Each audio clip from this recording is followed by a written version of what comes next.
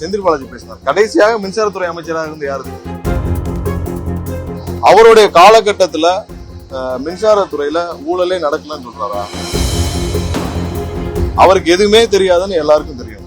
அதை நிழல் உலகமாக நிழலாக இருந்து ஆபரேட் பண்ணது யாருன்னு எல்லாருக்குமே தெரியும்.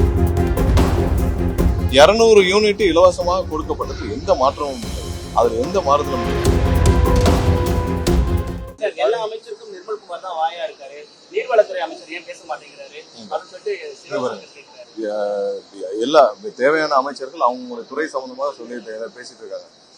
திரு சிவசங்கரன் அவர் ஒன்னே இருக்கட்டும், அவர் சம்பந்தமாக பேசுறதுக்கு பதில எதற்கு இத்தனை நாள் சட்டசபையிலே செந்தில் பாலாஜி பேசினார். கடைசியாக மின்சாரத்துறை அமைச்சராக இருந்து யாரு? திரு சிவசங்கரன் அவர் தானே.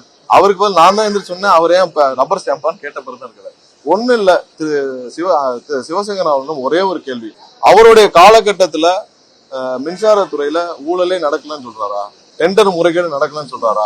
அப்படி நடந்திருந்தால் அவருக்கு தெரிஞ்சு நடந்தா இந்த ஒரு கேள்விக்கு அவர் பதில் சொல்லுங்க. ஏன்னா அவருடைய காலகட்டங்கள் அவர் ஒரு சில ஆண்டுகளாக அவர் கடைசி ஒரு 1.5 வருஷம் 2 வருஷமா அவர் மின்சாரத்துறைக்கு அமைச்சராக இருந்தார்.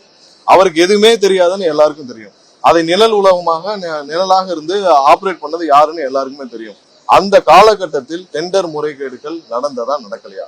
நடந்ததுன்னா அது யாரு? அவருக்கு அதுல உடன்பாடு இருக்கா? அவருக்கு தெரிஞ்சு நடந்தா தெரியாம நடந்தா?